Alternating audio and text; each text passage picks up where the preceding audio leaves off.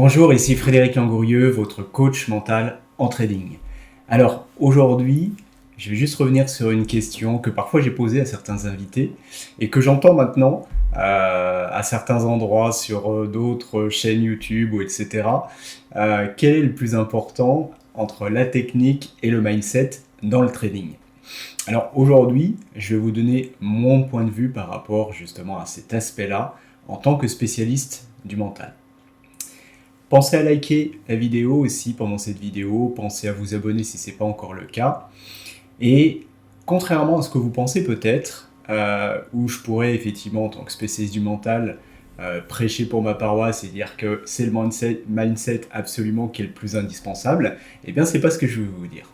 En fait, fondamentalement, se poser la question de le plus important entre le mindset et la technique, quelque part c'est une question un petit peu finalement foireuse entre guillemets. Et je vous le dis en toute franchise parce que quelque part c'est une question aussi que j'ai posée, mais justement c'est aussi de voir comment on réfléchit par rapport à ça. En fait, se poser la question le plus important entre la mindset et la technique dans le trading, c'est un peu comme se poser la question quelle est votre jambe la plus importante? Est-ce que c'est la jambe gauche ou est-ce que c'est la jambe droite qui est la plus importante pour marcher? En fait, si il vous manque la jambe gauche, ça va être compliqué pour marcher. Si vous manque la jambe droite, ça va être aussi compliqué pour marcher. Donc, même si on peut trouver des prothèses, des machins, etc., des trucs pour pallier au problème, là, effectivement, dans le trading, ça va être plus compliqué de trouver des prothèses. Et en fait, vous allez avoir le même souci, c'est que si vous manque la technique, évidemment, ça va être très compliqué d'avancer. Si vous manque le mindset, ça va aussi être très compliqué d'avancer. Donc, en fait, les deux sont importants. Peu importe que ce soit 50-50, 70-30, etc. et tout ça, c'est un faux débat. Les deux, en fait, sont tout simplement indispensables. Si vous manque la technique, vous ne pourrez pas avancer. Si vous manque le mental, vous ne pourrez pas avancer non plus. Par contre, de ce que je remarque aujourd'hui, c'est que beaucoup de traders travaillent sur la technique, et travaillent même beaucoup sur la technique pour certains, mais ne travaillent pas assez le mental. Et souvent, à un moment donné, c'est que malgré qu'ils travaillent sur la technique, malgré qu'ils ont une bonne méthode, eh bien après derrière, c'est dans l'application de la méthode que ça va poser problème. Notamment à cause de la gestion des émotions, mais pas que, parce que le mental, c'est pas que travailler sur les émotions aussi, c'est travailler par exemple sur des croyances qui vous limitent, sur effectivement un état d'esprit qui vous limite, etc., etc.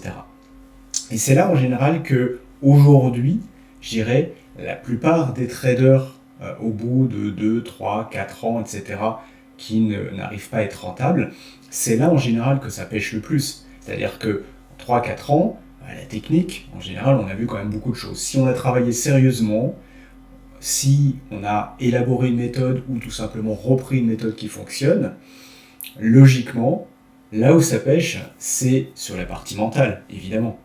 Parce que la technique, je ne veux pas dire que vous n'avez plus rien à apprendre, mais vous avez les bases, vous avez, je dirais, les outils normalement nécessaires pour pouvoir être rentable. Et si vous n'arrivez vraiment pas, et que vous êtes toujours en perte d'argent, et que vous perdez même beaucoup, c'est certainement au niveau du mindset que ça se passe. Voilà. Donc, j'espère que ces éléments-là vous permettront de comprendre que mindset, technique, tout ça, c'est un faux débat. Par contre, c'est plutôt identifier qu'est-ce qui vous pose problème exactement aujourd'hui. Ça peut être à la fois de la technique et à la fois du mental. Et souvent, les deux sont un peu liés, donc c'est difficile à discerner, effectivement, de est-ce que c'est la technique, est-ce que c'est le mental. Moi, souvent, la première chose que je demande, tout simplement, aux personnes que j'accompagne ou que je vais accompagner, c'est justement pour discerner les deux, c'est comment ça se passe en démo. Si en démo ça se passe bien parce qu'il n'y a pas de pression et que vous mettez bien en place la méthode et que ça se passe bien, mais que ce n'est pas le cas en réel et dès qu'il y a de l'enjeu, clairement, effectivement, c'est un problème de mindset, c'est un problème au niveau émotionnel certainement, et c'est là qu'il faut bosser. Inversement, si en réel vous réalisez la même chose qu'en démo, finalement, et que vous ne gagnez pas, c'est peut-être pas un problème de mindset à ce moment-là, c'est peut-être juste un problème de méthode et de technique, et c'est pas bon, parce que ça marche pas plus en démo que ça marche en réel. Et c'est pour ça que l'étape démo est aussi importante pour valider au moins au niveau technique, au niveau méthode, que ça fonctionne. Parce que si vous avez squeezé cette étape-là en général, pour beaucoup, et passé directement en réel, le problème, c'est que vous n'avez pas obligatoirement validé que votre méthode, elle fonctionne.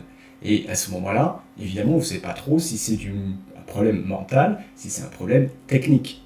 Donc, si vous avez squeezé comme ça, et que vous êtes déjà passé au réel, revenez un petit peu en démo, faites ça pendant 3 semaines, 1 mois, voyez ce qui se passe, et à ce moment-là, vous verrez, et vous pourrez certainement discerner un peu mieux ce qui est de la technique et ce qui est effectivement du mental.